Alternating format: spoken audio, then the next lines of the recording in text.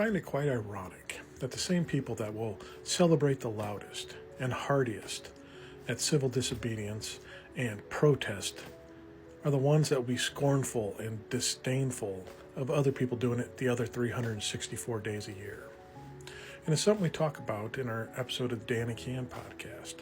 where there's these red, white, and blue blooded Americans with Uncle Sam pumping through their veins all the time, the most patriotic of us all, getting upset, disdain in their eyes about people marching and protesting in the streets, exercising their constitutional rights, saying this is un-American, it's unjust, when it may be the most American thing that any one person in this society, in this country could do. It's not lost on me, but definitely lost on them, that this is what our country was founded on: civil disobedience and protest. One of the precursors to the MAGA movement in this country has been the Tea Party movement, named in a civil protest against the British government, dumping tea in the harbor and claiming that taxation without representation was going to incur the wrath of the colonists here, because they wanted to be represented without, justifiably so, for paying their taxes into their foreign government. And I think it's fitting today because we're in the same situation now where a vast majority of people's interests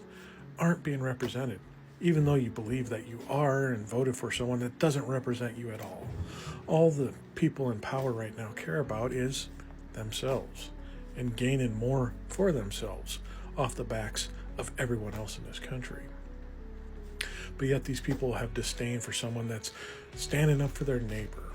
and trying to help other people out, or showing the injustices that are being performed on people and themselves all around. They don't understand our own history and what we're founded on. Without these voices being spoken and heard, we wouldn't have attention brought to it, and we would just conveniently submit and give in to whatever they say, because that's what they truly want. Protest is a great sign of this. An example that Candy brought up that we didn't agree with, but we're happy to see happening, was the mask mandates in 2020. Because if there wasn't people standing up against the government and doing a little bit of pushback, it would give them just the right to steamroll over us with anything they wanted to push forward. We need people standing up against authority, pointing out and supporting the little man, and standing up for everyone else, so that we can be heard and be understood that we need to be heard in this country. It's a basic history lesson that's lost on way too many patriots in this country.